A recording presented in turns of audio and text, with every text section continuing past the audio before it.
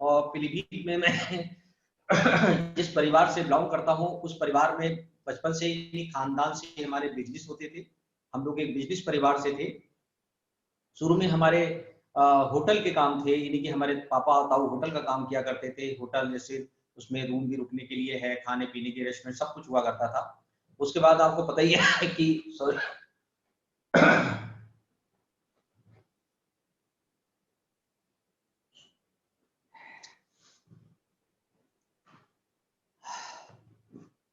आपको जानकारी होगी, सभी लोग एक जानते हैं, एक समाज का एक सिस्टम है कि एक दिन आता है कि सारे लोग एक समय बाद जब जब शादियां हो जाती हैं तो अपने अपने परिवार के साथ अपने अपने बिजनेस को अलग कर लेते हैं। तो ठीक इसी तरीके से हमारे पापा ने भी अपना एक अलग बिजनेस स्टार्ट कर दिया। और अलग बिजनेस स्टार्ट करने के बाद में स्टार्टिंग में जब बिजनेस स्टार्ट किया तो उसमें आपको पता है नया बिजनेस जमने में टाइम लेता है। तो जब तक वो टाइम ले रहा था फैमिली में बहुत सारे स्ट्रगल हुए, फाइनेंशियल पोजीशन ज़्यादा अच्छी नहीं भी रही, दिक्कत भी हुई, परेशानियों का भी सामना करना पड़ा, पैसे की कमी क्या होती है वो महसूस भी किया। बहुत छोटे छोटे थे उस समय हम लोग। तो पैसे की कमी की वजह से हमने घर में वो हालात भी देखे कि पैसे की कमी होती तो घर में क्या स्थितियां बनती हैं, राइट सर। उसके बाद में जहाँ पर होटल खोला गया था, सिनेमा हॉल था, जब उसमें कोई अच्छी पिक्चर लगा किया करती थी तो काम अच्छा चलता था। तो पापा ने एक गुल्लक बनाई हुई थी, उसमें पैसा डालते थे। तो पापा को हमारे घूमने का बहुत शौक था। तो उस दौर में जैसे कश्मीर है, शिमला है, ये सारी अच्छी चीजें हैं इंडिया की जो बढ़िया बढ़िया घूमने की जगह है, उसमें बहुत बड़ी बात मानी जाया करती थी। उसमें फिल्मी दुनिया की भी ज्यादा से ज्यादा शूटिंग्स इन्हीं क्षेत्रों में हुआ करती थी। आज जो ज्यादा विदेशों में होती है, पहले ज्यादा इन्हीं क्षेत्रों में हुआ करती थी। तो ये भी आनंद लिया, यानी कि अच्छे लेवल पे घूमने का, यानी कि प्लस माइनस दोनों को देखा। उसके बाद में शिक्षा चलती रही। शिक्षा के साथ साथ मैंने देखा कि बिजनेस में अगर हम भी पापा का सपोर्ट करेंगे तो हमारा बिजनेस और अच्छा चल सकता है। तो बचपन से ही मेरी रुचि बिजनेस में रही और अपने घर के बिजनेस को और आगे बढ़ाने के बारे में पापा से मेरी अधिकांश बात हुआ करती थी कि पापा हम अपने बिजनेस को बहुत आगे लेके जाएंगे। तो बचपन से ही हमने अपने पापा के बिजनेस में हाथ बटाना स्टार्ट कर दिया, साथ में पढ़ाई भी चलती रही। ये सिलसिला आगे चलता रहा। कुछ समय के बाद ये प्लानिंग बनी कि बिजनेस को बदला जाए। फिर हमने कुछ समय के बाद में इलेक्ट्रिकल इलेक्ट्रॉनिक का काम किया। जैसे आप देखते हैं पूरा मकान जो बिल्डिंगें बनती हैं उनमें एक फिटिंग का पूरा सामान होता है, इलेक्ट्रॉनिक का, इलेक्ट्रिकल का सारा सामान, अंदर अंडरग्राउंड ऊपर का सारा सामान फिटिंग का, पंखे हैं, कूलर है और बहुत सारे इलेक्ट्रॉनिक आइटम है। इनका मैंने काम रिटेल और होलसेल करना स्टार्ट किया। और मुझे वो दिन आज भी याद है कि बड़े उम्मीदों के साथ बड़ी मुश्किल से कैसे पैसे को इकट्ठा कर करा के बिजनेस बदलना लाइफ में बहुत बड़ी बात होती है। तो उसको बदला। बदलने के बाद में क्या हुआ कि आज हमने बिजनेस बदला। उसके ठीक 17वें दिन आपको पता है कि दीपावली जब आती है तो दीपावली से पहले एक दिन होता है धनतेरस। तो उस दिन इलेक्ट्रिकल का और इलेक्ट्रॉनिक का सामान कुछ ज्यादा ही बिकता है। तो इस प्रकार की दुकान वाले जो है अपनी दुकान को खूब बढ़िया डेकोरेशन करते हैं। बहुत बढ़िया सजी हुई दुकान थी, कई मिस्त्री अंडर में काम किया करते थे। और धीरे धीरे करके हम उसको और आगे बढ़ाते रहे। 17वें दिन आज भी याद है कि सुबह धनतेरस के दिन हमें दुकान बढ़िया करके सजा के खोलनी थी, लेकिन रात में पूरी दुकान में कुछ चोर लोगों ने चोरी कर ली और दुकान बिल्कुल जीरो हो गई। तो बड़ी तकलीफ हुई हमें कि बताओ इतनी मेहनत की कमाई थी, रातों रात क्या हो गया। लेकिन होता क्या है कि आने वाला कल हमें नहीं पता होता है, ये कुदरत को पता होता है। वो हमारे बारे में उससे ज्यादा जानती है जो हम जानते हैं। इसके लिए एक छोटी सी मैं आपको एक कहानी सुनाना चाहूंगा। इस कहानी से मेरी कहानी काफी मिलती जुलती है। एक बार जब कोई बहुत बड़ी दिक्कत और सामने परेशानी आती है तो हमें वही केवल परेशानी दिखती है, आगे की चीजें दिखाई नहीं देती कि आगे उससे और क्या होने वाला है। आगे की चीजें हमारा सुपर पावर है, हमारी ईश्वर जानता है हमारे बारे में, वो हमसे ज्यादा अच्छा जानता है। तो हमारी पहुंच वहां तक होती है जहां तक हम देख पाते हैं, लेकिन नेचर की पहुंच हमसे अनंत होती है, उससे बहुत बड़ी आगे होती है। वो हमारे लिए जो भी करता है अच्छा करता है। लेकिन जब हम तकलीफ में होते हैं तो हमें तकलीफ ज्यादा दिखाई देती है। इसी तकलीफ से मैं एक कहानी सुनाना चाहूंगा। एक बार एक यमदूत एक महिला को इस पृथ्वी से ले जाने के लिए आए। और जब देखा कि एक महिला एक बहुत गरीब, जैसे आपने देखा होगा कि गरीब लोगों के जो परिवार होते हैं, झोपड़ी पड़ी होती है, वो झोपड़ी में वो महिला थी। और जैसे ही वो यमदूत उनका लेने गए उस महिला को, तो उनके साथ दो बेटी थोड़ी बड़ी थी और एक छोटी बेटी थी जो उनकी गोद में लिपटी हुई थी, वो बड़ी तेजी से रो रही थी। 3 बेटियां थी और एक वो महिला थी और कोई भी नहीं था। तो यमदूत ने देखा कि अरे ये छोटी-छोटी 2 बच्चियां हैं, कितनी रो रही हैं, परेशान हैं, दुखी हैं। एक छोटी सी नन्ही सी बच्ची है जो माँ के गले से लिपटी हुई है और इसके पिता का देहांत पहले हो चुका है। इनके घर में और कोई बुजुर्ग है ही नहीं। अगर मैं इस महिला को ले गया, तो छोटी सी बच्ची का क्या होगा? इन 2 बच्ची और साथ में बैठी, इनका क्या होगा? इनका तो जीवन खराब हो जाएगा, इनकी तो बड़ी तकलीफ वाली लाइफ हो जाएगी। तो यमदूत को थोड़ी दया आ गई और उन्होंने कहा कि नहीं, मैं ये काम नहीं करूंगा, मैं इस महिला को छोड़ के जाऊंगा, वरना इन बच्चियों की जिंदगी खराब हो जाएगी, इनका पालन पोषण कैसे होगा। और ये विचार लेके वो महिला को छोड़ के चला गया। जब वो अपने देवलोक पहुंचा तो उनके देवताओं ने पूछा, भाई हाँ भाई, आपको मैंने भेजा तो वो कहाँ है महिला, लेके नहीं आए? बोले हजूर माफ कर देना मुझे, वहां पर मैंने ऐसी स्थिति देखी कि 2 बच्चियां छोटी छोटी बैठी हुई थी पास में, नन्ही सी बच्ची अपनी माँ के गोद से लिपटी हुई थी। अगर मैं उसकी माँ के प्राण निकाल लाता तो बच्चों को क्या होता? तो मैंने सोचा ये तो मुझसे बहुत बड़ा गुनाह हो जाएगा, ये तो बड़ी तकलीफदायक माहौल बन जाएगा। तो सर मैं उस महिला को वहीं छोड़ाया, मुझे देखा नहीं गया। तो वहां पर जो उनके देवलोक के देवता बैठे हुए थे, उन्होंने कहा, आपने बहुत बड़ा गुनाह कर दिया है, बहुत बड़ा आपने गलत काम कर दिया है, आपको ये नहीं करना चाहिए था। तो यमदूत तो कह रहा था मैं तो सही हूँ, मैं कैसे गलत हूँ, मैंने तो अच्छा काम किया, मैंने तो नेक काम किया है, आपको क्या पता, पृथ्वी में गया था, आप थोड़ा गया था, आप यहाँ बैठे हुए हो। तो उन्होंने कहा ना, तुमने इतना बड़ा गुनाह कर दिया, तुम्हें पता ही नहीं कि आगे होना क्या है। अब जो आपने ये गुनाह किया है, इसकी गुनाह की तुम्हें सजा भुगतनी पड़ेगी और आपको पृथ्वी लोक पे जाना पड़ेगा। आपकी सजा ये है कि पृथ्वी लोक पे आप जब 3 बार हंसोगे तो 3 बार हंसने के बाद ही आपकी सजा माफ होगी। और उसको पृथ्वी पर फेंक दिया गया। जब वो नीचे आके गिरा यमदूत, तो शरीर खूब बड़ा था, लंबा चौड़ा शरीर था उनका, आंखों में तेज था, लेकिन निर्वस्त्र थे, वस्त्र नहीं थे उनके पास। तो जिस एरिया में वो गिरे थे आके, वहां पर एक पहाड़ी इलाका था, बर्फ गिर रही थी, ठंडा इलाका था। पृथ्वी पर आए तो पृथ्वी वाली सारी फीलिंग होने लगी, उनको ठंड लगने लगी, ठंड से कांप रहे थे। तो वहीं से एक व्यक्ति गुजर रहा था। अब वो व्यक्ति अपने घर में अपने पत्नी के लिए, अपने बच्चों के लिए कुछ गर्म कपड़े लेने जा रहा था, लेकिन उन्होंने देखा कि एक व्यक्ति है, ठंड से बहुत परेशान है, तकलीफ में है, उसको बहुत तकलीफ हो रही है, लेकिन आंखों में बहुत बड़ा तेज है। ऐसे प्राणी तो हमने पृथ्वी पर कभी नहीं देखे। तो उनके दिल में और दिमाग में एक विचार आया कि चलो कोई बात नहीं है, हम कपड़े बाद में गर्म खरीद लेंगे, पहले इन विचारों को ले जाए, नहीं तो उनके साथ इस ठंड में दिक्कत ज्यादा हो जाएगी, बीमार हो सकते हैं। उनको उनसे बातचीत की, कहा ये अजनबी आप कौन हो? बोले मैं क्या बताऊं, मैं तो बस पृथ्वी पर आया हूँ। तो उन्होंने, अच्छा आपका कोई यहाँ पर है? बोले कोई नहीं। बोले घर? बोले घर भी नहीं है। तो उन्होंने कहा चलो ठीक है, आपका घर नहीं है, कोई नहीं है। तो उन्होंने अपना कोट निकाला, उनको पहना दिया, कपड़े कुछ दे दिए और अपने घर पे लेके आए। जैसे ही घर पे लेके आए तो उनकी पत्नी ने देखा कि अरे मिस्टर दीपक, आप तो गए थे कुछ लेने के लिए, आपके हाथ में कपड़े तो नहीं है, आप और ये किस व्यक्ति को रास्ते से उठा के हमारे घर पे ले आए हो, ये आपने क्या किया है? तो उन्होंने कहा भाई इसका इस दुनिया में कोई नहीं है, इसके बेचारे के पास कपड़े भी नहीं है, अकेला ठंड में रात भर कांपता, इसको बीमारी हो सकती थी, जान जा सकती थी, इसलिए हम इसको ले आए, ये हमारे साथ ही रहेगा। तो पत्नी को बहुत क्रोध आया, एक तो कपड़े लेने के लिए भेजा, वो नहीं लाए, ऊपर से बच्चे की जिम्मेदारी एक व्यक्ति और पकड़ के आप ले आए। लेकिन उनके बाद पति ने कहा कि कोई बात नहीं, अगर हम इनके साथ कुछ कर सकते तो अच्छा रहेगा। लेकिन दीपक की पत्नी थी, मानना तो था ही। फिर बाद में बेचारी मान गई और मानने के बाद में उनको भी अपनी फैमिली के मेंबर बना के रख लिया। तो यमदूत बहुत जोर जोर से हंसा, बोले अरे इनको यही नहीं पता कि मैं कहाँ से आया हूँ, मैं इनका कौन हूँ, और उसके बाद इन लोगों ने ऐसे ही रख लिया। तो पहली बार ही हंसा। अब ये काम चलता रहा चलता रहा चलता रहा। कुछ समय के बाद वो जो दीपक था वो जूता बनाने का काम किया करता था, और जूता बनाने का जब काम किया करता था तो कुछ समय के बाद एक राजा के कुछ सैनिक आए और कुछ चमड़ा देके गए और उनसे कहा कि आप हमारे महाराजा साहब के, यानी राजा साहब के बढ़िया करके अच्छी क्वालिटी के जूते बनाओगे, हमने सुना है कि आप इस क्षेत्र के सबसे अच्छे जूता बनाने वाले व्यक्ति हो और आपका काम दूर दूर तक प्रचलित हो चुका है और बड़े नाम सुना है हमने आपका।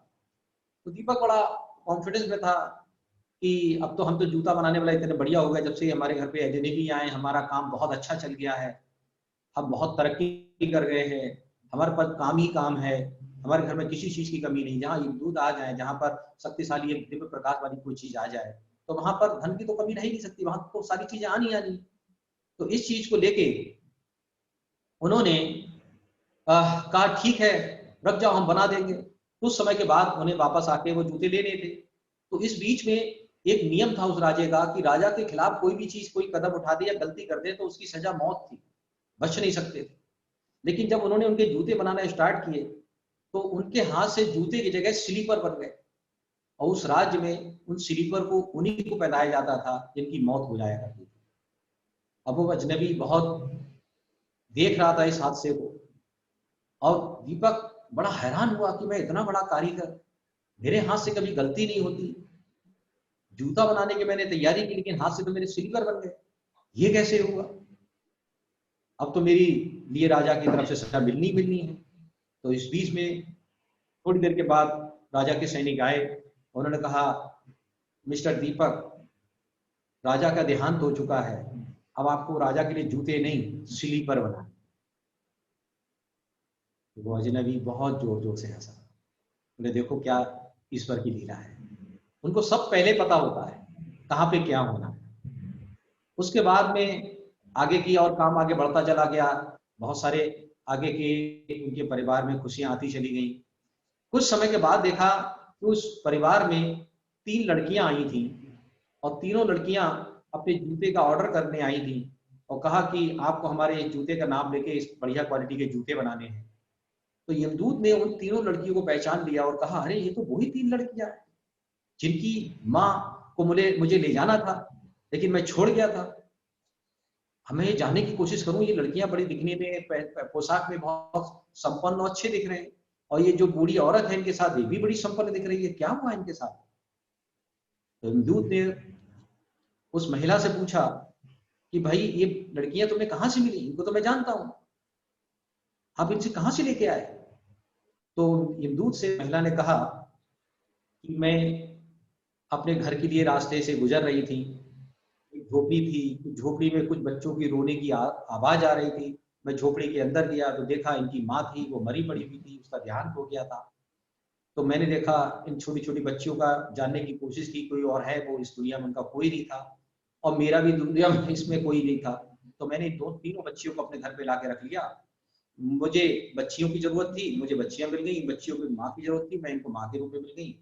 मेरे सब पार अपार संपत्ति है, बहुत संपत्ति है, एक अच्छी संपत्ति में इन बच्चियों का लालन पोषण हुआ है, और इस लालन पोषण में एक बच्ची पढ़ लिख के बहुत काबिल हो गई हैं। अब इनका तीनों बेटियों का विवाह एक राज घराने परिवार में हो रहा है।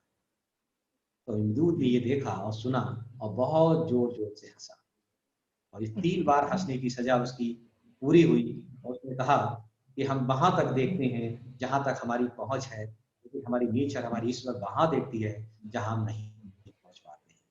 तो हमारे साथ जो भी होता है वो अच्छे के लिए होता है, बहुत अच्छे के लिए होगा। Right sir? Great sir.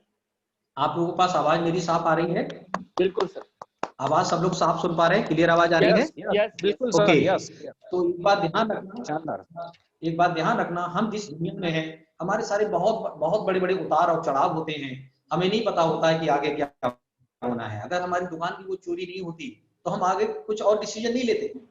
उस समय हमें बड़ी तकलीफ हुई, हमने पुलिस को पकड़ा, भैया पॉलिटिक्स में थे, रातों रात सारे चोरों को हमने जेल में डलवा दिया, सारे काम किए, उसके बाद फिर संघर्ष किया, फिर काम को और आगे बढ़ाया, फिर हमने सोचा इस काम को और बदला जाए, फिर हमने आटे का, राइस का इनका प्लांट लगाया बढ़िया लेबर लगा के, फिर हम और धीरे आगे काम करते रहे, फिर इंश्योरेंस सेक्टर में गए, इंश्योरेंस सेक्टर में काम करते करते हमें स्कूटर से हम जा रहे थे, मुझे याद भी है एक व्यक्ति मोटरसाइकिल से मुझे मिला था, उसने कहा था कि अनिल यार तुम बहुत जिज्ञासु हो, स्पोर्ट्स में हो, कलाओं में हो, आप बिजनेस के प्रति बहुत रुचि लेते हो आगे बढ़ाने के बारे में, तुम्हारे मतलब का एक काम है यार, अगर वो तुम काम कर लोगे ना तो उसमें तुम बहुत बड़ी सक्सेस पा सकते हो, सपने पूरे कर सकते हो। मैंने बताओ क्या है, पूरे एक बार आगे बैठेंगे तब बताएंगे। वो व्यक्ति आज तक नहीं, परिवार में गए थे, वहां पर हमें परिवार मिला, उन्होंने हमें देश के बारे में जानकारी और जानकर हम समझ में आ गया, हम ड्रीमर्स तो थे ही। हमने 1950 रुपए दिए, उन्होंने हमें एक काली बॉक्स की एक किट थमा दी, वो लेके हम घर पे आ गए। एक किताब खोली, उसमें कुछ पढ़ा, कुछ समझ में आया, कुछ समझ में नहीं आया। दोबारा उन लोगों से बात करी, पता चला वो भी छोड़ के भाग गए, वो आज तक दिखाई नहीं दिए कहाँ गए। बोले भैया हमने तो छोड़ दिया। तो हमने बाद में, हमें तो करना था, फिर बाद में पता चला पीलीभीत से करीब 55 से 60 किलोमीटर दूर एक बरेली शहर है जहां पर इसकी सीएनटी होती थी, उसको शोकेस बोला करते थे। तो हमने कहा अच्छा ठीक है। तो हम इंतजार देखा, 1.5 महीने के बाद वहां पहुंचे तो वहां पर एक व्यक्ति प्रेजेंटेशन कर रहे थे कि सर इससे करने से ये होता है, इससे करने से ये होता है, इससे करने से ये होता है।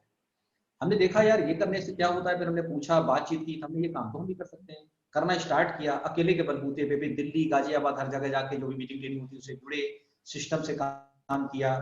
और उस कंपनी में मैं as a president star director हुआ। 98,000 की टीम पहुंची। हाईएस्ट इनकम उस कंपनी में मेरी 72,000 की रही थी।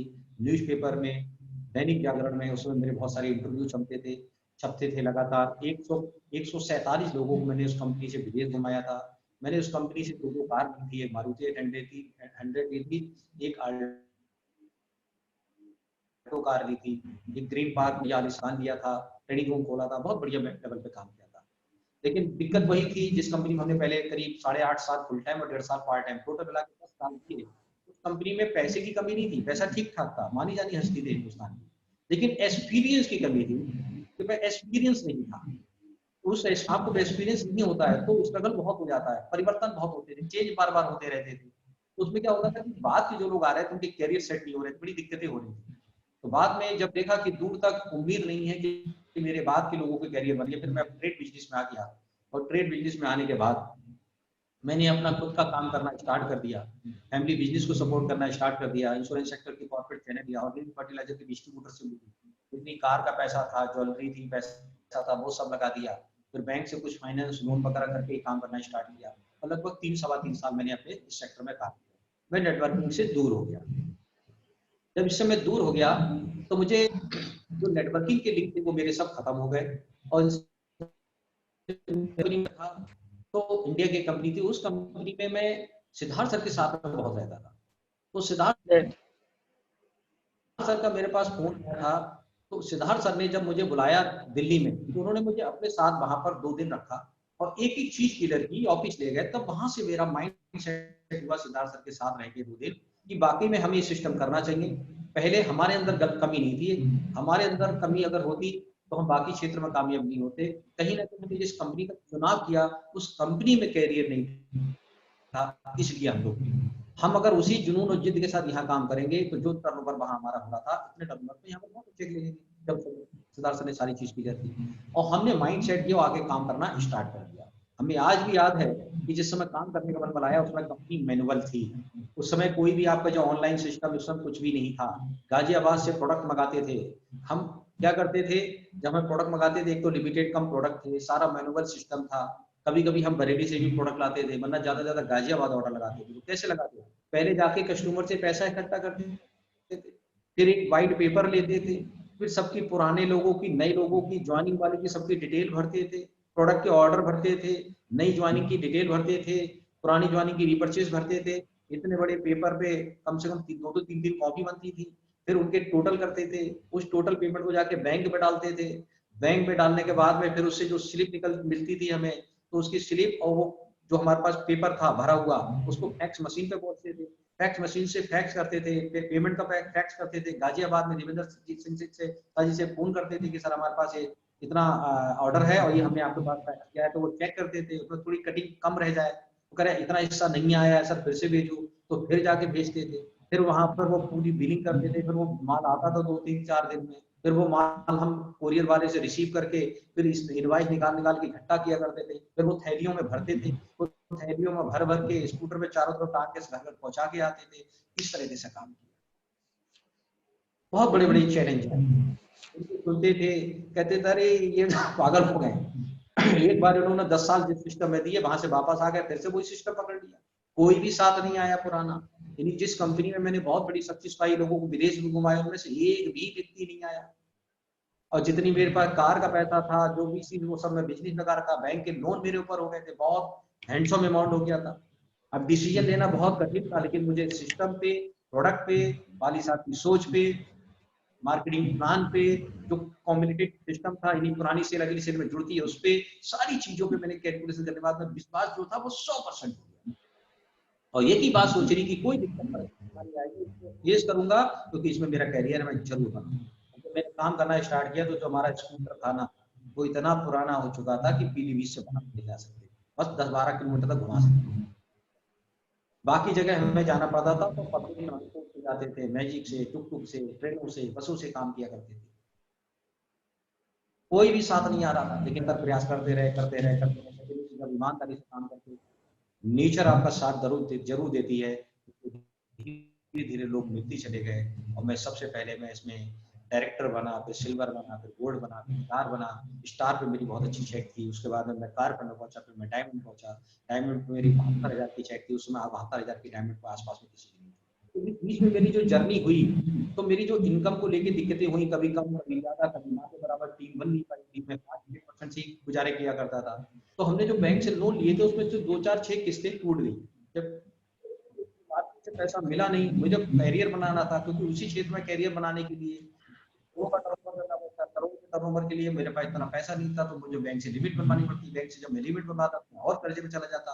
और मार्केट में पैसा अगर आप लगा दो तो मार्केट में कभी वापस मिलता नहीं है, पुराना नहीं मिलता, आगे और लगा तो आगे भी नहीं। तो मैंने कहा इसमें बहुत कठिन है, तो क्यों ना यहाँ पर थोड़ा सा स्ट्रगल कर लो, यहाँ पर मेरी 1,00,000-2,00,000 की चाहिए बगैर इन्वेस्टमेंट करें, और यहाँ पर मैं 1,00,000-2,00,000 कमाना चाहता हूँ, तो ये लाखों करोड़ ये बात मेरे सेट हो गई। ये इसका कैलकुलेशन समझ में आ गई, क्योंकि काम बार कैलकुलेशन करनी थी मुझे। पीछे मुझे आरसी कट गई। जब आरसी कट गई, कुछ एजेंसी भी कर्जे हो गए, क्योंकि मुझे जो इनकम हो रही थी शुरू में, क्योंकि 72,000 की तो बात बैठा, इस बीच में तो मेरी जर्नी रही करीब 1.5 से 2 साल की, तरीके की दिक्कत आ गई, लायबिलिटी शो, एजेंसी को पैसे। तो आरसी कटी, आपको पता है कि घर में जब पता चलता है के साथ ऐसा हुआ, तो आपको सबसे ज्यादा तकलीफ 3 लोगों को होती है। आपके माता पिता, तो पिता का तो हो गया था, माता थी तो माता को तकलीफ होती थी, दूसरा मुझे खुद तकलीफ होती थी, और तीसरा पत्नी को तकलीफ होती थी। ये उन्होंने देखा, तो ऐसी स्थितियां बनती चली गई कि हम उससे लंबे समय तक कर्जे से नहीं उबर पाए। बहुत सारी लंबी स्टोरियां हैं, कभी और दोबारा फिर बैठेंगे हम, ज्यादा डिटेल में जाएंगे, टाइम ज्यादा लगेगा। तो उस बीच में क्या हुआ कि इतना ज्यादा दौर का कर्जे होने का, तो हमारी जो है, जब उन्होंने ये था, तो उनके मन पे इसका प्रभाव पड़ा, क्योंकि वो पहले भी कर रही थी काम को करने, तो उनको मानसिक जुड़ा, वो इतनी रात को नींद ना आना और बहुत सारी दिक्कतें होना। तो उस दौर में मैं कंपनी की एक सीएनटी लिया करता था, स्टार्ट कंपनी की सीएनटी लिया करता था। आपको पता है, अगर आप कार स्टार्ट सीएनटी करने जा रहे हो तो बहुत दिक्कत, प्रोजेक्टर, और मैं ये सीएनटी करने जाता था, तो मैडम को मैं उस हालात में छोड़ के जाता था जो अच्छा व्यक्ति भी छोड़ के नहीं जाता, उनकी घर भी देखना पड़ता था, बहुत सारे चैलेंज थे लाइफ में।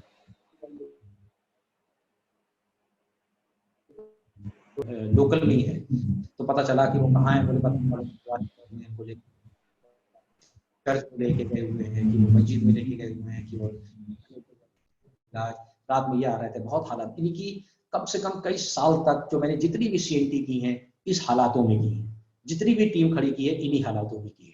जो पुराना कोई व्यक्ति, सब नए लोगों ने बेस खड़ा किया, तो ज्यादा लोग इस पे टूट जाते हैं। तो मैं इस बार की, मैं नेचर से जुड़ा हुआ था पहले से, बचपन से मुझे भरोसा था कि नेचर मजबूत आत्माओं की कड़ी परीक्षा लेती है, और उस कड़ी परीक्षा में जो पास हो गया ना, तो जो देती है ना, फिर आप रोक भी नहीं सकते।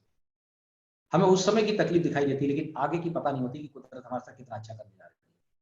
तो इन सारी चीजों को फेस करते रहे, धीरे धीरे करके काफी परिवर्तन आया।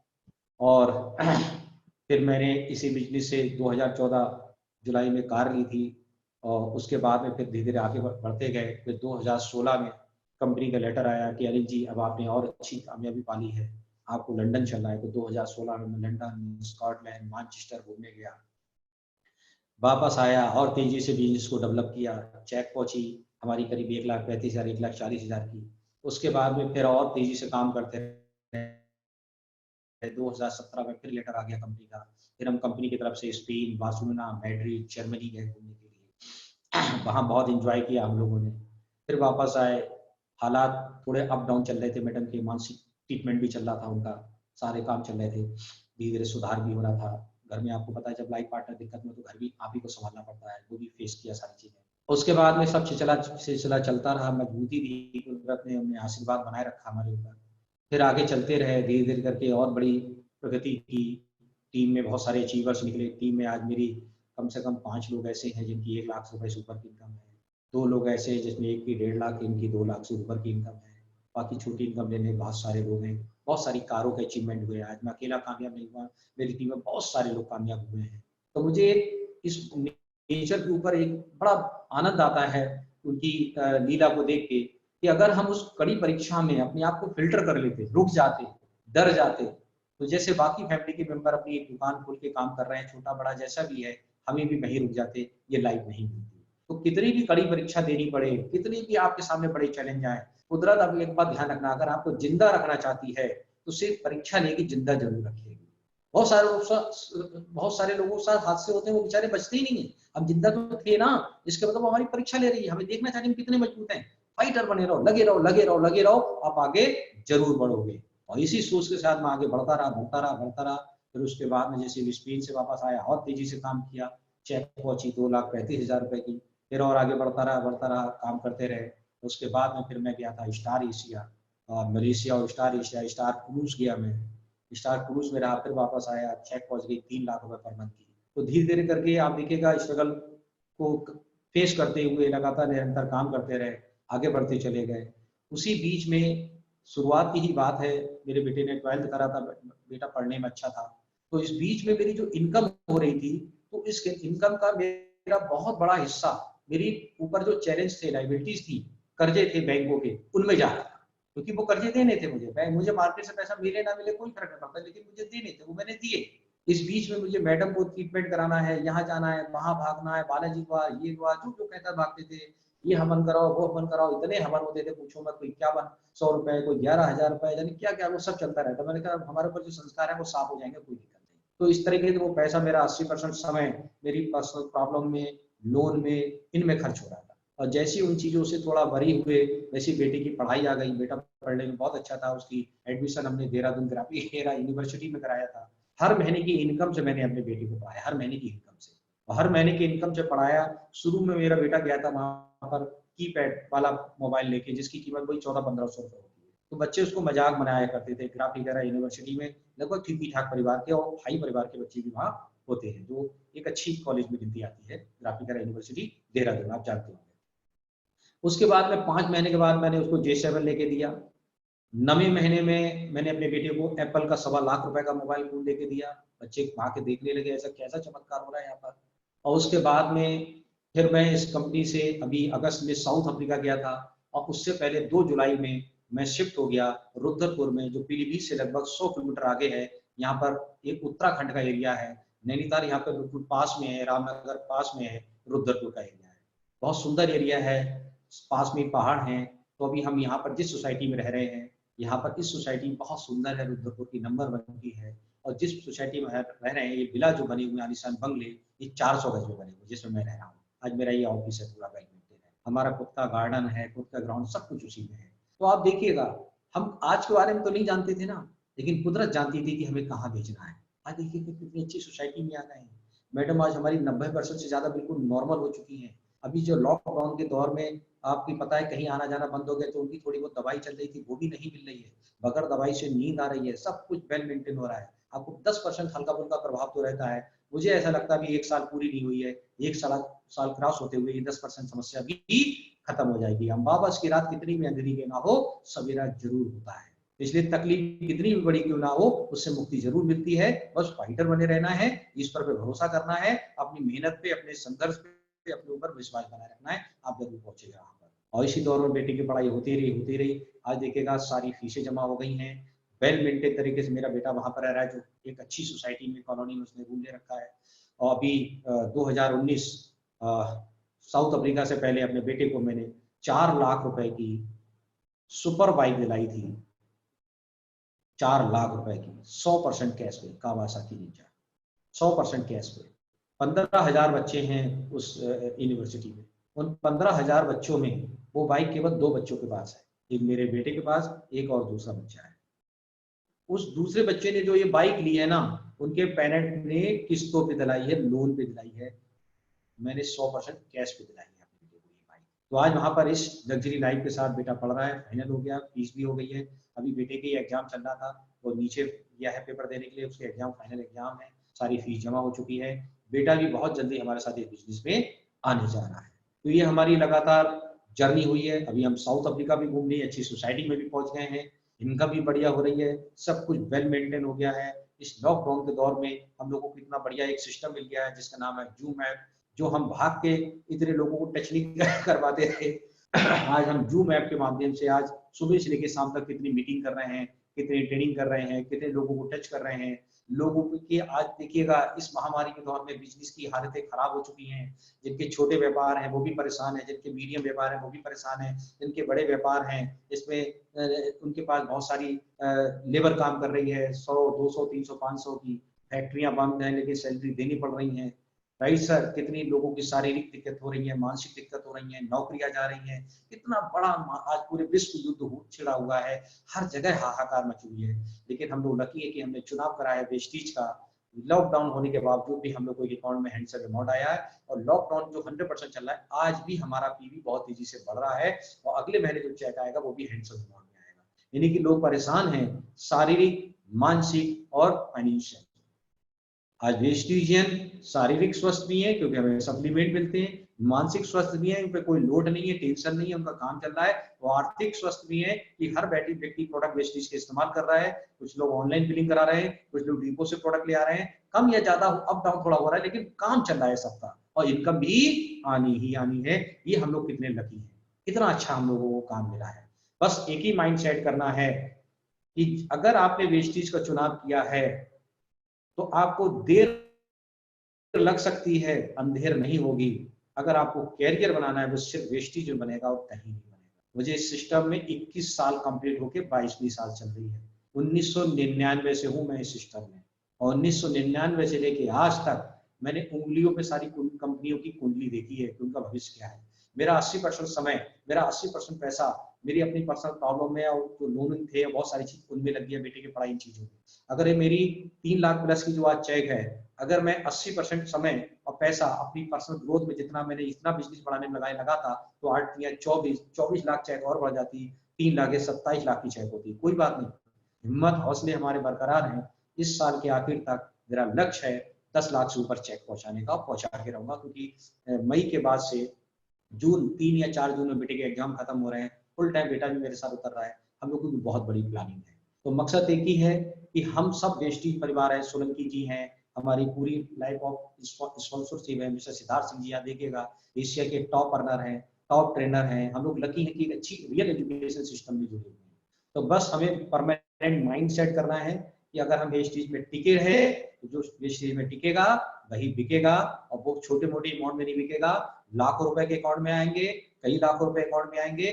आपकी क्षमता के अनुसार उसमें पैसे आएंगे, और एक दिन वो आएगा आपकी क्षमता से कई गुना ज्यादा आएंगे।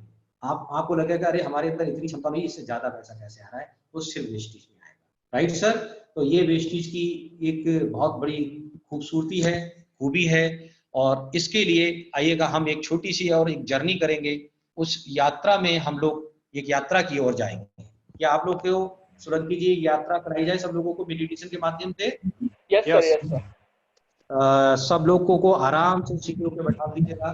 जो भी लोग सीढ़ी को लेट के देख रहे हैं, प्लीज आपसे पर्सनल रिक्वेस्ट है कि आप आराम से सीधे होके बैठ जाइएगा। चाहे आप बेड पे बैठे, चेयर पे बैठे हो, चाहे जमीन पे कहीं कोई मैट वगैरह बिछा के बैठे हो, बैठ कहीं भी हो, लेकिन आपको सीधे होके बैठना, आराम से बिल्कुल सीधे होके बैठ जाइएगा आराम से। चाहे पैर को आप पद्मासन में बैठ सकते हो, या पैर को कुर्सी से नीचे रख के बैठ सकते हो, कोई दिक्कत नहीं, लेकिन सीधे होके बैठना है, बिल्कुल एकदम राइट पोजीशन में। राइट सर, आराम से बॉडी को बैक बोन से लेके गर्दन बिल्कुल सीधे होके बैठना है। रिलैक्स पोजीशन पे नहीं बैठना है, पीठ को पीछे ज्यादा रोक लगा के नहीं बैठना है, क्योंकि अगर आप ज्यादा रिलैक्स पोजीशन में चले जाएंगे तो इस 20 मिनट में आपको जो यात्रा कराऊंगा आप नींद में चले जाएंगे, आप सो जाएंगे। जब आप सो जाएंगे तो आप इस मेडिटेशन का लाभ नहीं उठा पाएंगे। राइट सर, तो जो लेटे लोग हैं वो भी लाभ नहीं उठा पाएंगे, और जो ज्यादा आराम से बैठ के सो जाएंगे इस दुनिया में पहुंच के, वो भी लाभ नहीं उठा पाएंगे। तो सीधे होके बैठेंगे केवल वही लाभ उठा पाएंगे। तो मेरी पर्सनल रिक्वेस्ट है सारे लोग सीधे होके बैठिएगा। राइट सर, आराम से सीधे होके बैठिएगा, और शरीर को आराम से ढीला छोड़ दीजिएगा। और ढीला शरीर को आराम से छोड़ने के बाद अपनी आंखों को बंद कर लीजिएगा। अपनी आंखों को बंद करके आराम से बैठिएगा।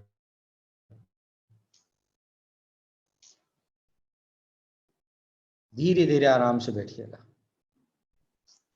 और अपने पास जितने भी विचार आ रहे हैं, नेगेटिव या पॉजिटिव, उन पे कोई बल नहीं देना है। नेगेटिव आ रहे हैं या पॉजिटिव आ रहे हैं, ये आपके ऊपर डिपेंड करता है कि आप उनको कौन से विचारों को रिसीव करना चाहते हैं। मिसाल के तौर पे मैं छोटा सा एग्जाम्पल से समझाने की कोशिश करूंगा कि अगर आप किसी भी चीज पे फोकस करते हो, जिसको आप इनवाइट करते हो, वो चीज आपके तरफ आकर्षित होती है, आपसे ऊर्जा लेके और ज्यादा पावरफुल हो जाती है।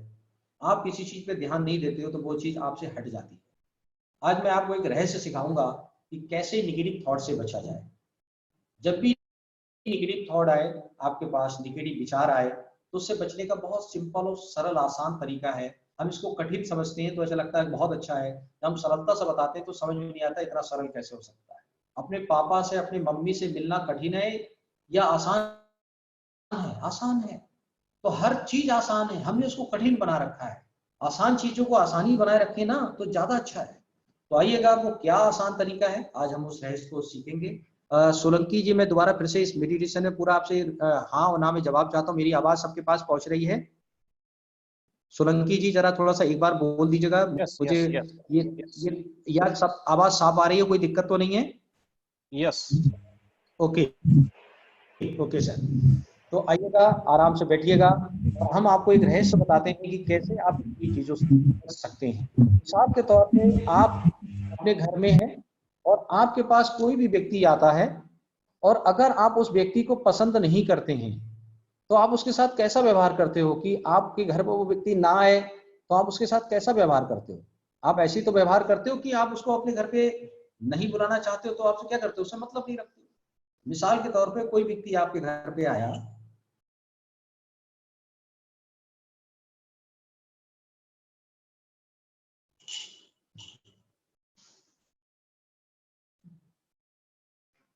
और जैसे ही वो व्यक्ति आपके पास आया, आपने क्या किया? अगर मिसाल के तौर पे वो ड्रिंक करने वाला है, मान चलो वो दारू पीने वाला है, और एक दारू की बोतल साथ में लेके आया है, और इतनी पहले से पी के आया है, उसको टांगों पे सही से खड़ा भी नहीं हुआ जा रहा है, उसको दिक्कत महसूस हो रही है, उसको तकलीफ महसूस हो रही है। अगर आप उस व्यक्ति को घर में आने दोगे तो वो घर में आएगा? आप उसको आराम से सोफे कुर्सी बैठा लोगे, वो आराम से बैठेगा। फिर उसको आप पानी पिलाओगे तो बड़ा खुश होगा। फिर वो दारू के पैक के लिए आप उसको गिलास दोगे तो वो और खुश हो जाएगा। फिर आप में कहोगे अच्छा छोला चखना ले आऊं, तो आप चखना ला के दोगे, अकौड़े पकौड़े बना के खिलाओगे तो बहुत खुश हो जाएगा। और इतनी खुश करने के बाद में तो दोबारा फिर आएगा, दोबारा फिर आएगा, दोबारा फिर आएगा।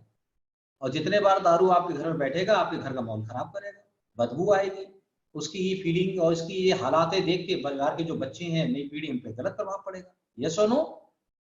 लेकिन अगर आप अपने घर का माहौल बिगाड़ना नहीं चाहते, ऐसे व्यक्ति को अपने घर के अंदर एंट्री नहीं देना चाहते, तो आप क्या करोगे? आप उससे नमस्कार भी नहीं करोगे, आप उससे बात भी नहीं करोगे। वो व्यक्ति आएगा तो आप दरवाजा बंद कर लोगे। वो नशे में थोड़ा सा होगा, फिर भी कोशिश करेगा बात करने के लिए, आप उसको लिफ्ट ही नहीं मारोगे, बात ही नहीं करोगे, ध्यान ही नहीं दोगे, पानी भी नहीं पूछोगे। तो क्या होगा? वो समझ जाएगा यार लग रही है बैठाना नहीं चाहते, वो चला जाएगा। दोबारा फिर कोशिश करेगा। फिर आप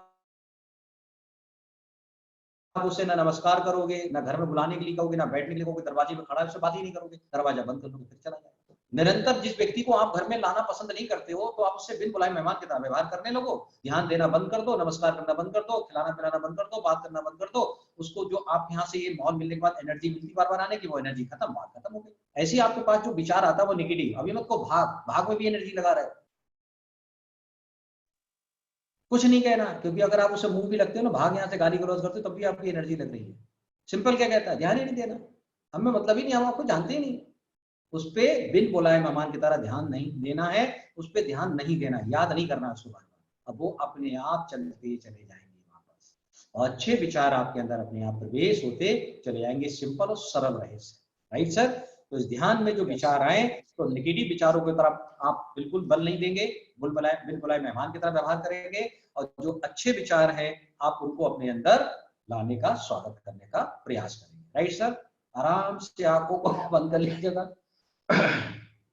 आंखों को आराम से बंद कर लीजिएगा और आराम से एक रिलैक्स बॉडी को, बिल्कुल ढीला रिलैक्स पोजीशन में बैठ के बॉडी को ढीला छोड़ दीजिएगा। अब आप जो आराम से कुर्सी पे बैठे हैं या किसी भी जगह बैठे हैं, अब यहां से आपको महसूस करना है कि आप आराम से बैठे हुए हो, आपके पूरे शरीर में कोई भी थकावट, दर्द या तकलीफ है, सबसे पहले हम उसको बिल्कुल रिलैक्स करेंगे और उस एक एक चीज पे ध्यान देंगे, मनन करेंगे कि हम कैसे उसको साफ कर रहे हैं।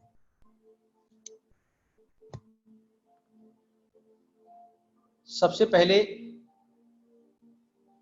आपकी पैर की सबसे छोटी उंगली से लेके बड़ी उंगली, इनको ढीला छोड़ दीजिएगा।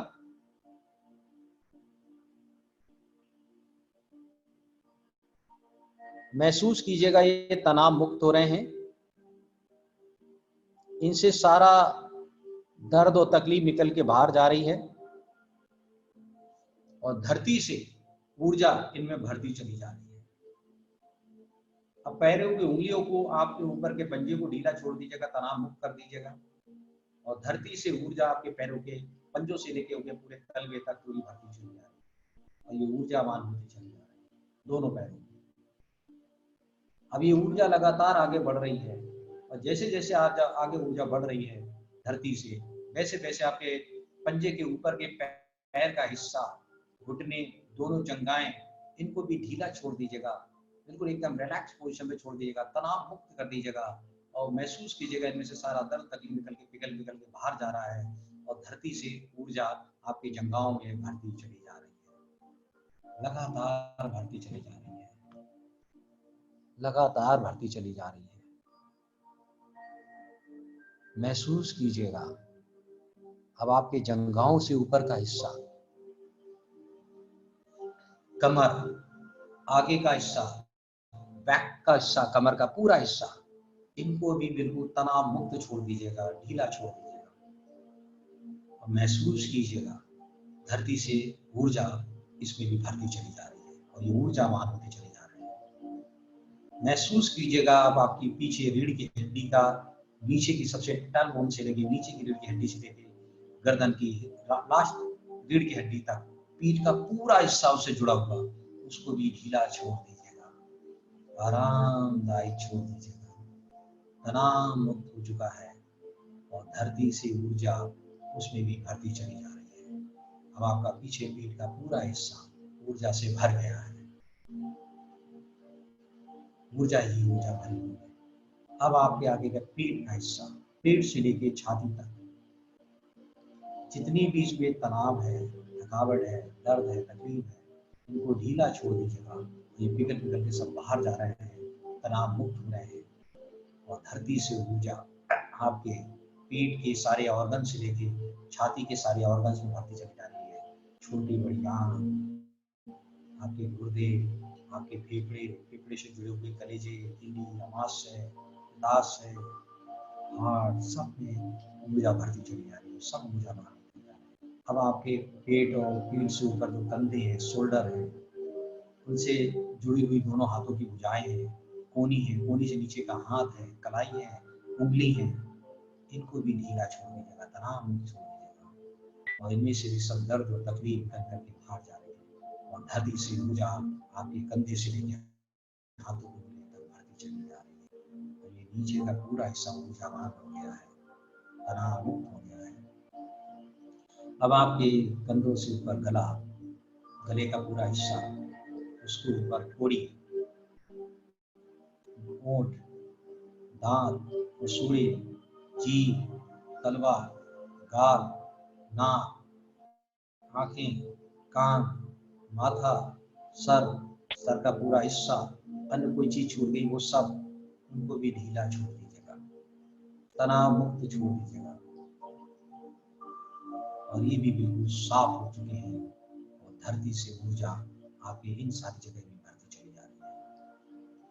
अब महसूस कीजिएगा कि आपकी पैर की सबसे छोटी उंगली बड़ी उंगली से लेके सर की चोटी तक जो भी शेष अंग रह गया है, जो हम नहीं बोल पाए हैं, वो अंग से भी सारे तनाव, तकलीफ, दर्द निकल के बाहर जा रहे हैं और धरती से ऊर्जा उनमें भी आगे भर गई है और ये कि रोम रोम ऊर्जावान हो गया है।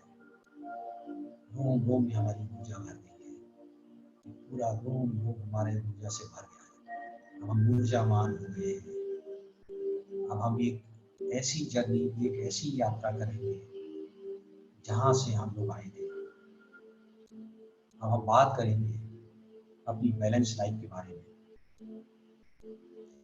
ऐसी बैलेंस लाइफ जो सुपर पावर ने हमें ऊपर से भेजा है, हमारी सुपर पावर। उस सुपर पावर को आप जिस नाम से जाने, अल्लाह, खुदा, ईश्वर, शंकर, हनुमान, देवी, वाहिगुरु, ईसा, किसी गुरु को, जिसको भी आप मानते हैं, बस सब सुपर पावर से जुड़े। हम सब उस सुपर पावर से जुड़े, हम उसी का छोटा सा अंश है। अब वो अंश सदा सदा के लिए था, सदा सदा के लिए है, सदा सदा के लिए रहेगा। उसका कभी अंत नहीं हो सकता। जिसको लोगों ने नाम दिया है सोल, पावर, एनर्जी, आत्मा, अब जिस नाम से भी पुकारते हैं, वो एक अमर आत्मा है। हम सब अमर आत्मा है। आप भी एक अमर आत्मा है। आप कभी ना मरे थे, ना कभी मरोगे। आप सदा सदा के लिए थे, सदा सदा के लिए हो, सदा सदा के लिए रहोगे। बस आपको एक कपड़े बदलने के समान इस शरीर मिला है। ये शरीर कितने बार मिला है हमें नहीं पता, लेकिन आज मिला है, आज पता है। अब इस शरीर के साथ कुछ चीजें जुड़ी हुई हैं। उन चीजों को जुड़ने के लिए अब हम चलते हैं एक ऐसी यात्रा में जो हमारी सुपर पावर है, पूरे ब्रह्मांड में मौजूद है। उस सुपर पावर से हम जुड़ने नहीं जा रहे। हम सुपर पावर का छोटा सा अंश है। हमें उससे जुड़ने के लिए कहीं भटकने की जरूरत नहीं, हम उससे डायरेक्ट हो सकते हैं। हमारे मालिक, हमारे मास्टर जो इस पृथ्वी में भेजे गए हैं, वो हमें इसमें जुड़ने में मदद कर सकते हैं। सुपर पावर से आप जुड़ने जा रहे हैं। और सुपर पावर को हमने निमंत्रण दिया है। सुपर पावर से दिव्य धारा की लहर बहती हुई आ रही है और वो दिव्य धारा की लहर हमारे सबसे ऊपर सर में आके भरती चली आ रही है और सर से नीचे उतर रही है, पूरे चेहरे से उतर के उसको दिव्य धारा फैलाती हुई आके कंधों में पहुंच रही है। अब वो चारों तरफ फैलेंगे, दोनों कंधों से हाथों तक, बाजू में, भुजाओं में, कलाई में, उंगली तक, नीचे उतर के आगे के ऑर्गन्स में, पेट के सब में, पीठ के सारे, रीढ़ की बैकबोन, पीठ से जुड़े हुए शोल्डर करने सब में, नीचे उतरते हुए कमर पे, कमर से जंघाओं में, घुटनों में, फिर नीचे पैरों में, फिर पंजे में, उंगलियों में धारा बह के भरती चली जा रही है। और ये दिव्य धारा इतनी बह रही है कि हमारे पैर की उंगलियों से, हाथ की उंगलियों से बाहर निकल रही है और अंदर जितने भी हमारे दर्द, तकलीफ, विकार, टेंशन, परेशानियां, रुकावटें भरी उनको धो धो के सबको बाहर निकाल के ले जा रही है। हमें ये दिव्य धारा अंदर से लहरा रही है। हमारा रोम रोम दिव्य धारा से भरता चला जा रहा है। हमारे रोम रोम में दिव्य धारा भरती चली जा रही है। हम दिव्य धारा से बाहर रहे हैं। अब हम दिव्य प्रकाशमान हो रहे हैं। हमारा रोम रोम चमक गया है। अब हमें इस दिव्य धारा के साथ अपने आप को कनेक्शन बनाए रखना है। अब हमारा जीवन इस पृथ्वी पे क्यों हुआ है, हमें पृथ्वी पे क्यों भेजा है? हम तीन चीजों से जुड़े हुए हैं, आत्मा, मन और शरीर। अब हमें दोनों चीजों के लिए खुराक देनी है, मन को वश में करना है। मन ना हमारा गुलाम है, ना हमारा बादशाह है, लेकिन जब हमें वो गुलाम बनाने की कोशिश करता है तो हमें उस पर कंट्रोल पाना है, उसको गुलाम बना के रखना है, लेकिन कहीं कहीं उसे राजे की तरह काम भी कराना है। अब हमारी जर्नी स्टार्ट होती है आगे। अब हमें अपनी दोनों यात्राओं को, आध्यात्मिक और भौतिक को अच्छी तरीके से जीना है। तो हमें बैलेंस लाइफ जीनी है, एक ऐसी बैलेंस लाइफ जैसे एक परिंदा के दो पर होते हैं और वो परिंदा दोनों परों से उड़ता है, उसके पर दोनों हेल्थी, स्वस्थ होते हैं, एक एक पॉइंट सूट भी बराबर एनर्जी के साथ होते हैं। परिंदा दोनों परों को एनर्जी के साथ चला पाता है, तभी वो सामने सीधे होकर उड़ पाता है। उस परिंदे का एक भी पर कमजोर हो जाए तो परिंदा आगे उड़ नहीं पाएगा, या एक भी पर उसका हटा दिया जाए तो परिंदा आगे नहीं घूम पाएगा, वहीं घूमता रहेगा। तो हमारा शरीर भी उस परिंदे की तरह भौतिक और आध्यात्मिक बैलेंस लाइफ को जीने के समान है। बहुत सारे लोग केवल भौतिकवादी में चले जाते हैं और भौतिकवादी में जाने से आध्यात्मिकता को भूल जाते हैं। उनको भी पता ही नहीं कि कुदरत ने हमें पृथ्वी में क्यों भेजा है। और बहुत सारे लोग ये समाज घर छोड़ के आध्यात्मिकता में चले जाते हैं, तो वो भूल जाते हैं कि कुदरत ने हमें पृथ्वी में क्यों भेजा हुआ है, तो दुनिया चलाने के लिए भेजा हुआ है। ये दोनों लोग एक गलती करते हैं। जैसे उस परिंदे का एक पर काट दो, अगर भौतिक वाला पर काट दो तो आध्यात्मिकता के पर में वो वही घूमता रहेगा, आगे नहीं बढ़ेगा। अगर आध्यात्मिकता का पर काट दो तो भौतिकता में वही घूमता रहेगा कि वो आगे नहीं बढ़ेगा। तो हमें आध्यात्मिकता पर भी चाहिए, भौतिकता पर भी चाहिए। भौतिकता पर के साथ अगर हम जर्नी करेंगे नेचर के साथ तो हमारी स्पीड बहुत तेज होगी। दुनिया का सबसे तेज चलने वाला वाहन हमारी आध्यात्मिकता की नेचर की गति के साथ नहीं चल सकता, उसकी गति उनसे कई गुना ज्यादा है। तो उस गति को बनाए रखने के लिए हमें नेचर के साथ जुड़े रहना है। आइए हम आगे चलते हैं। हमारी जो दोनों चीजें हैं, आध्यात्मिकता में बात करते हैं, जो हमारी आत्मा है, उस आत्मा को हम इस संसार की कोई भी चीज नहीं चाहिए। आत्मा को ना रोटी चाहिए, ना दाल चाहिए, ना चावल चाहिए, ना कपड़े चाहिए, ना घोड़ा चाहिए, ना गाड़ी चाहिए, कुछ भी नहीं चाहिए। आत्मा की खुराक है दिव्यता, वो पावर, वो एनर्जी। हम उस एनर्जी से ध्यान के द्वारा, मेडिटेशन के द्वारा उस आत्मा को चार्ज कर सकते हैं। आत्मा के लिए ये शरीर जो है वो वाहन है। ये वाहन के रूप में आत्मा इस्तेमाल करके अपनी प्रगति करना चाहती है। अब अगर हमने इस आत्मा की एनर्जी नहीं दी और भौतिकवादी में लिप्त रहे तो हम आत्मा को विकास विकसित होने से रोक देंगे, हम तरक्की की ओर नहीं ले जा पाएंगे। इसलिए हमें आत्मा के लिए ध्यान, ऊर्जा देनी है और उसकी ऊर्जा, उसकी खुराक है आध्यात्मिकता, नेचर, ध्यान, मेडिटेशन, उसकी खुराक है। लेकिन जब आप उसकी खुराक दोगे तो और एनर्जेटिक होगी। अब उसकी खुराक आप दे किसके के द्वारा दे पा रहे हो? शरीर के द्वारा, ह्यूमन बॉडी के द्वारा। अब जिस शरीर के द्वारा आप उसको खुराक दे पा रहे हो तो ये अकेले नहीं ले सकती, शरीर के माध्यम से ही ले सकती है। मनुष्य जीवन इस पृथ्वी पे सबसे बड़ा श्रेष्ठ जीवन माना जाता है। इस जीवन में आने के लिए देवता भी तरसते हैं। इस ब्रह्मांड में और भी अन्य ग्रह हैं, उनमें सारे ग्रहों में सर्वश्रेष्ठ मनुष्य ग्रह माना जाता है। इसके पास जो कार्य करने की क्षमता है वो असीमित है। पेड़ पौधे, पशु, इनकी भी सीमाएं हैं।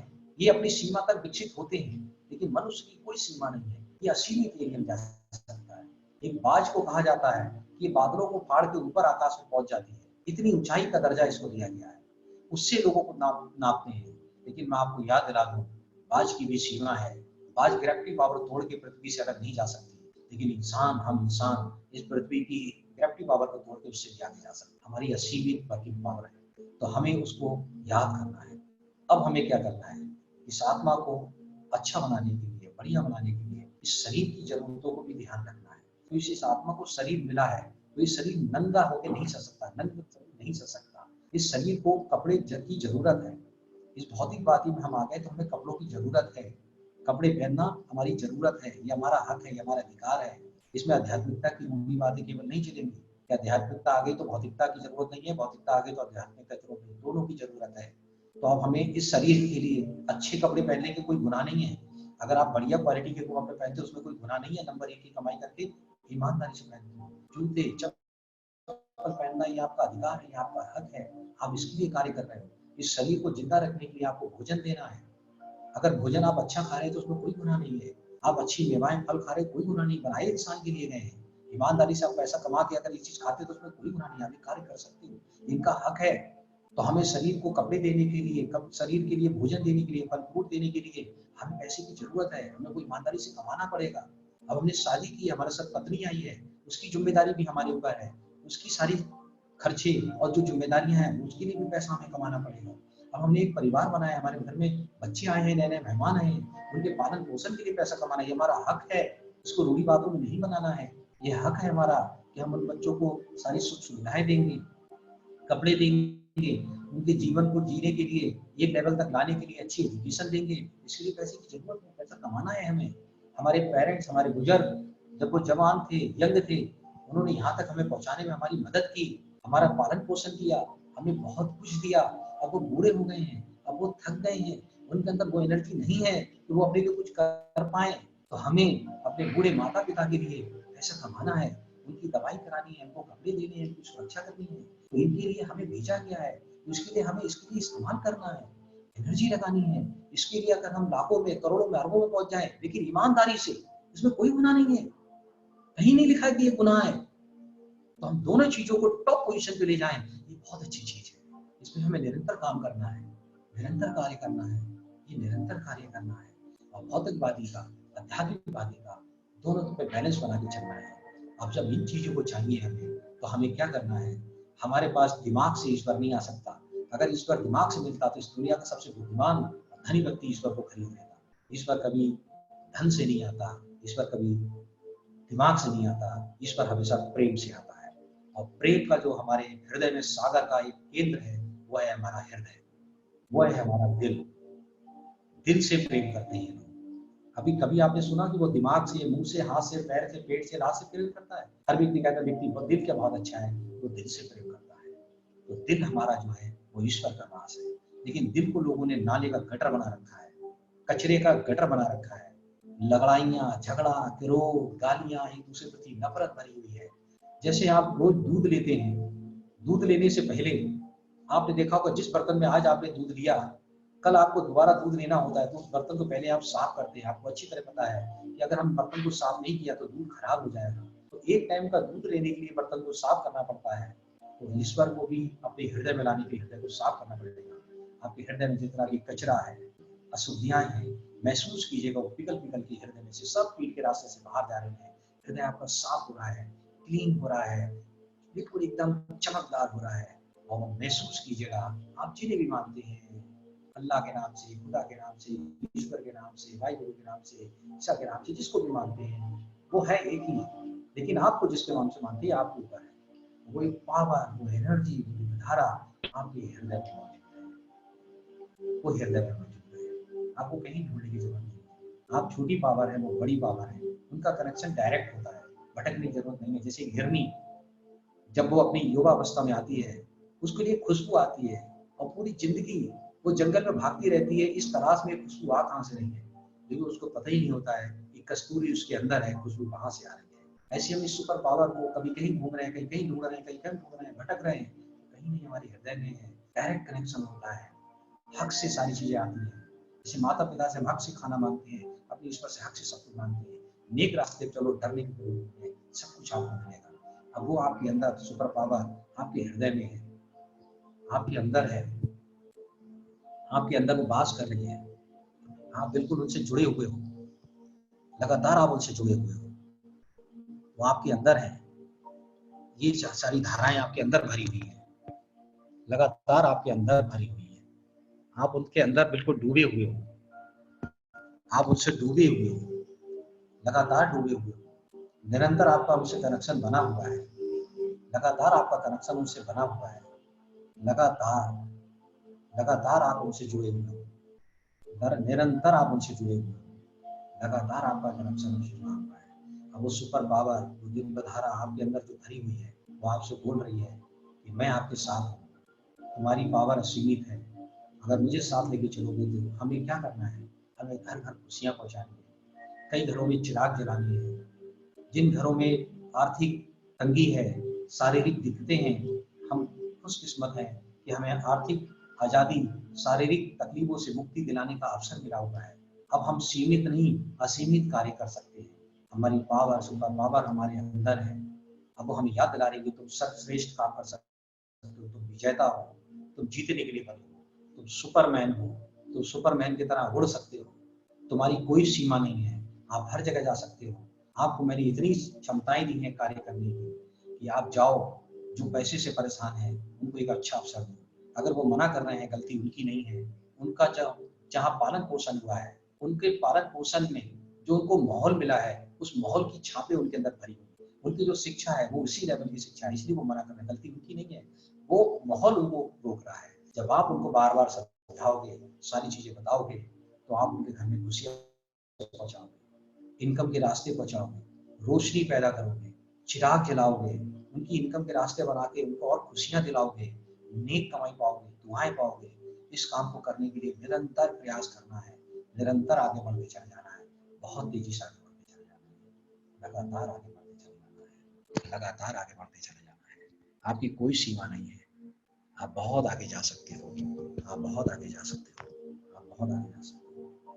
आप सुपर पावर से जुड़ रहे हो, आप आत्मिक विकास कर रहे हो, भौतिक विकास कर रहे हो, आपको नेक काम करना हुआ है, उस नेक काम को घर घर पहुंचा रहे हैं। सैकड़ों घरों में, हजारों घरों में, लाखों में, पूरे देश में, पूरे विदेश में जाके आप ये काम, नेक काम किए, आप इसको करके रहोगे, आपको ये करना है।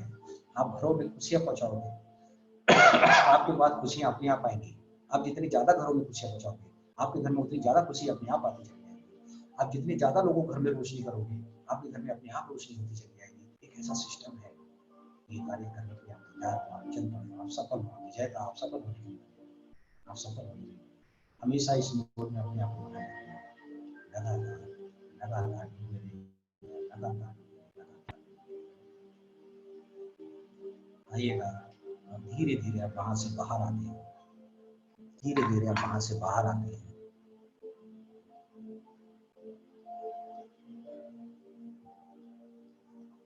और धीरे धीरे बाहर आते हैं, और धीरे धीरे बाहर आते हैं। आराम से बाहर आ जाइएगा और धीरे धीरे अपनी आंखों को खोल दीजिएगा। आराम आराम से धीरे धीरे अपनी सभी लोग आंखों को खोल दीजिएगा और धीरे धीरे आंखों को खोल के आराम से बाहर आ जाइए, आराम से बाहर आ जाइए। अब आप एक सफल मैन, सुपर वुमैन बन गए हैं। आप सफलता के लिए बने हैं। आप जहाँ जाएंगे सफलता मिलेगी। आप प्रकाश अपने घर में नहीं सोचना है, लोगों को घर में पहुंचाना है। आपके पास प्रकाश अपने आप नजर आ जाएगा। संपन्नता, खुशियां सब आती चली लगातार। थोड़ी देर तक के लिए आप इस जर्नी में जो पिक्चर देख रहे थे, उस पिक्चर को विजुअलाइजेशन कीजिएगा, महसूस कीजिएगा आपने क्या पिक्चर देखी थी। थोड़ी देर के लिए, कम से कम नहीं तो 15 सेकंड के लिए इसी में आप बने रहिएगा, इसी में बने रहिएगा, इसी में बने रहिएगा। किसी से बात नहीं करनी, कुछ नहीं देखना, इधर उधर कोई बात नहीं करनी, घर में किसी से बात नहीं करनी, उसी में खोई रहेगा। लगातार विचार कीजिएगा, क्या देखा आपने, क्या महसूस किया। आप आकाश में थे, आपको जो जिनको मानते हो आपसे प्रेम कर रहे थे, आपसे हृदय में थे, आपसे बात कर रहे थे, सफल हो रहे थे। ओके, सोलंकी जी, सोलंकी जी सुन पा रहे हैं?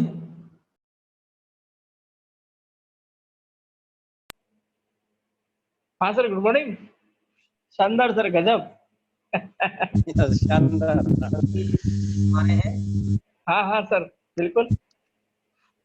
हाँ जी सर, जो भी सारी जानकारी दी है और कोई यदि किसी का क्वेश्चन है या किसी ने क्या अपने अंदर महसूस किया, क्या इस जर्नी में उनको एक यात्रा में फीलिंग महसूस हुई है। कुछ लोग, सेलेक्टेड लोग अगर कुछ अपना टेस्टिमोनियल देना चाहे तो दे सकते हैं। यस यस, कोई बहुत क्वेश्चन ही है पूछ सकते हैं, जबरदस्त, अभूतपूर्व, अकल्पनीय। अपना एक्सपीरियंस बता सकते हैं कि जर्नी में उनको कैसे लगा। वाकई सर, ओके सर, जबरदस्त। हमारे बीच में मनोज ओके जी सर। हैं, Manoj ji, universal crown director, वो कुछ कहना चाह रहे हैं। अच्छा, ओके, गुड हाँ मॉर्निंग मनोज सर। जी, बहुत जबरदस्त लगा आपका गुड जो मॉर्निंग। पहले का था वो भी, और जो अभी विजुलाइज करवाए वो भी सर मुझे अच्छा सर, ओके सर। बहुत बेहतरीन लगा। और माइंड एकदम बिल्कुल जैसे शांत जैसा हो गया और बिल्कुल हल्का महसूस होने लग गया जब मैं वो ध्यान किया पूरा कंसिस्टेंसी के साथ। तो ओके सर, बहुत अच्छा टेक्निक लगा। और ओके, अभी मैं लॉकडाउन में बहुत बढ़िया। हिमाचल प्रदेश में हूँ और इधर माहौल एकदम बिल्कुल बहुत अच्छा ठंडा है, कूल और एक अच्छा ट्रेनिंग जबरदस्त मिला, माइंड का एकदम ठंडापन मिल गया सर। बहुत अच्छा लगा सर, थैंक यू सर। बहुत बहुत यू वेलकम, यू वेलकम। जी कोई क्वेश्चन, अगर किसी का और कोई वो दे सकते हैं, कोई क्वेश्चन पूछ सकते हैं। हाँ यस, हमारे बीच में एक और सोलंकी जी, एक और क्राउन डायरेक्टर है, मिस्टर हाँ जी, ईश्वर जी सर। हाँ जी, बताएं sir. Sir good morning sir, good morning. Good morning, good morning. क्या नाम है आपका? सर नंद किशोर, माली राजस्थान से बिलोंग करता हूँ। ऐसा भी लॉकडाउन में मुंबई में हूँ मैं। ओके ओके ओके और सर। सबसे बड़ी बात है कि आज का दिन तो बहुत ही वंडरफुल डे रहा, क्योंकि सुबह मॉर्निंग में भी 5 बजे मेडिसिन में थे, जो ट्रेनिंग थी उसके अंदर, और आज तो मेडिसिन ही मिल रहा है। तो मतलब कि दिन बहुत अच्छा, और आज शुरुआत बहुत अच्छी होने वाली, मतलब। और आपसे भी बहुत कुछ सीखने को मिला है। और is the medicine the part of the wonderful, क्योंकि ये एक एसबीसी का पार्ट है और जीवन में इसी पार्ट से हम आगे बढ़ते हैं।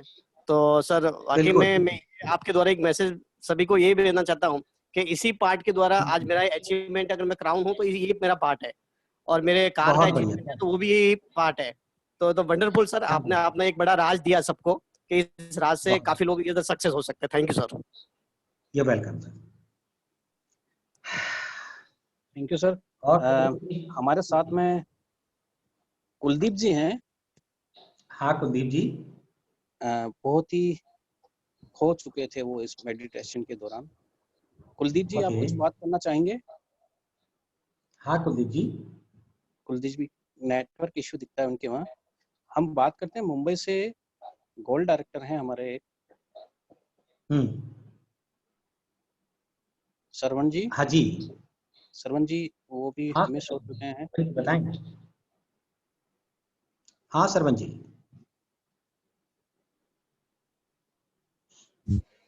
सरवण जी। सरवण जी का भी नेटवर्क इशू आ गया है सर। Okay sir. और पीताम्बर माली जी और हैं। पीताम्बर माली सिल्वर डायरेक्टर महाराष्ट्र से। अच्छा, हाँ जी, बात कराइएगा। हाँ सर, अपना एक्सपीरियंस बताइएगा सर। गुड मॉर्निंग सर जी। हेलो। Good morning. हाँ, बहुत बढ़िया रहा सर जी मेडिटेशन, और हम सुबह भी करते हैं, और पूरा विजुअलाइजेशन का पार्ट भी अच्छा रहा, और थोड़ा हम अलग दुनिया में खो गए थे। बहुत बढ़िया सर जी, बहुत बढ़िया। बहुत बढ़िया, इस स्थिति को परमानेंट बना के रखिए। Yes sir. गंगा बारूपाल जी हैं, गोल्ड डायरेक्टर सूरत से। सूरत से, हाँ जी फारूक साहब जी। गंगा मैडम। हाँ, good morning sir. Hello. Good morning sir. Good morning. Sir, आपका ये जो प्रेयर है मुझे बहुत अच्छा लगा। इससे हमें बहुत बड़ी सीख मिलती है। इससे अगर हम दिन की शुरुआत करते हैं तो हमारी आत्मा को बहुत कुछ फील होता है, ऐसा मैंने महसूस किया। बिल्कुल और बिल्कुल, बहुत बढ़िया, बहुत इससे हम अगर महसूस करते रहे तो बहुत आगे जाएंगे, और बहुत कुछ हम हमारे परिवार के लिए कर सकते हैं, क्योंकि हम हमारे जरूर आगे जाएंगे। परिवार के लिए ही बने हैं, और उनकी कुछ जरूरतें हैं वो हमें पूरा करके ही जाना है। इसीलिए बिल्कुल बिल्कुल। आज मुझे बहुत ये शिक्षा मिली है कि इससे हम बहुत आगे जाएंगे। अगर लगातार रोज में ऐसा करते रहे तो आज हम उस जगह पे जाएंगे जहाँ कोई आज तक गया नहीं। बिल्कुल बिल्कुल पहुंचेंगे, बहुत ऊंचाई में पहुंचेंगे, आप बिल्कुल पहुंचेंगे, हम सब आपके साथ हैं। बहुत बढ़िया। रामलाल जी हैं सर हमारे साथ में, ब्रॉन्ज डायरेक्टर। अच्छा रामलाल। Good morning sir. हाँ रामलाल, मॉर्निंग। बहुत ही शानदार यात्रा करवाई सर, धन्यवाद। बहुत ही अच्छी फीलिंग हो रही है। Okay sir. किसी और ही दुनिया में ले गए थे इस यात्रा में। क्या बात है। आगे से मुलाकात करवा दी सर इस मेडिटेशन के द्वारा। Thank you sir, thank you. और बताइएगा सर।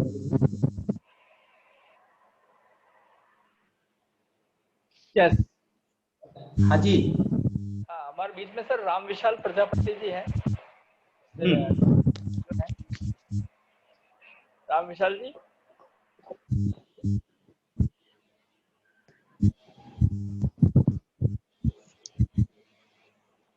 हेलो। राम विशाल जी बोलिए। हाँ सर, गुड मॉर्निंग।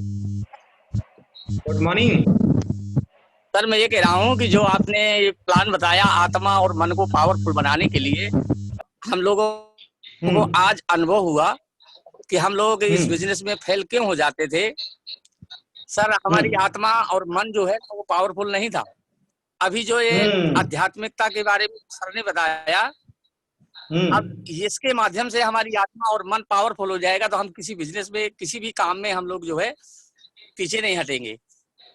सर, ये सुनकर के ये मतलब है, हाँ सर, ये बहुत अच्छा लगा आपने को। बहुत बहुत शुक्रिया sir. Thank you sir. Good morning. ये वेलकम, ये वेलकम। सोलंकी जी, ये हमारा गुरु है सोलंकी। सोलंकी सर का थोड़ा माइक का प्रॉब्लम हो रहा है सर। अच्छा यस सर। ओके, और किसी का कोई क्वेश्चन है, कोई पूछना चाहते हैं या कोई और अपना एक्सपीरियंस बताना चाहते हैं? यस, सोलंकी जी कहीं पे आ गए हैं? बहुत शानदार। सोलंकी जी आप अपना भी एक्सपीरियंस बताइएगा। सोलंकी जी अपना भी एक्सपीरियंस बताइएगा कुछ। हाँ बिल्कुल सर। हाँ सोलंकी जी सर आज अपना क्या भी एक्सपीरियंस बताइएगा सोलंकी। हाँ बिल्कुल, आज क्या राज सर ने सुबह मॉर्निंग में भी मेडिटेशन स्टार्ट किया था एसबीसी का, और आज आपसे भी मेडिटेशन, मतलब आज पूरा दिन ही हमारा मेडिटेशन से शुरुआत हो गई। तो निश्चित तौर से हम शारीरिक और मानसिक तौर से बहुत तैयार हो गए हैं, और आज काफी एनर्जेटिक महसूस हो रहा है। क्या बात है, क्या बात है, बहुत बढ़िया, बहुत आगे जा। हाँ बिल्कुल सर, बहुत बहुत धन्यवाद आपका, आपने समय दिया। आपकी स्टोरी शानदार, काफी लोगों को मतलब विजुअलाइज किया, बहुत सारे फॉरेन टूर और सपने बताए आपने, और सफलता की स्टोरी बताई निश्चित तौर से। और एक आपकी बात बहुत अच्छी लगी कि अमावस्या की रात कितनी भी काली क्यों नहीं हो, सवेरा एक दिन जरूर होता है, राइट? जरूर होता है। बिल्कुल बिल्कुल भाई, इसी आस्था और विश्वास के साथ पूरी टीम सब लगे हुए हैं। निश्चित तौर से हम वेस्टीज को वर्ल्ड की नंबर 1 कंपनी बना कर रहेंगे, और बिल्कुल बना के रहेंगे हम। यस सर, बिल्कुल बना के। बहुत शानदार sir. Okay sir, okay sir, thank you sir. मैंने भी काफी सारे लोगों को सुना था सर, लेकिन जो आज महसूस हुआ वाकई में अभूतपूर्व है। टोनी रॉबिन्स सर को भी मैंने सुना है, ब्रायन ट्रेसी जो हैं वो उनको भी सुना है, दीपक चोपड़ा जी को भी मैंने सुना है, और सिद्धार्थ सर का तो खैर मुकाबला है ही नहीं, बहुत ही गजब का वो बताते हैं। लेकिन सर वाकई में आपने वो मुझे आज फील कराया। मैं पिछले 2 साल से इस फील्ड से मैं जुड़ा हुआ हूँ, और आज वाकई में अगर मैं कहूँ कि मेरे अंदर जो कुछ भी बदलाव हुआ है तो इन्हीं चीजों से हुआ है। Really thank you sir. आप आज आपने और एक नई दिशा दी मुझे, really thank you sir. Kishan sir, Gurudev Kishan sir, क्या आदेश है sir? Okay bye bye. Okay, thank you sir. Wish you well. You welcome sir, you welcome सभी लोगों को। Thank you sir, love you sir. Love you to.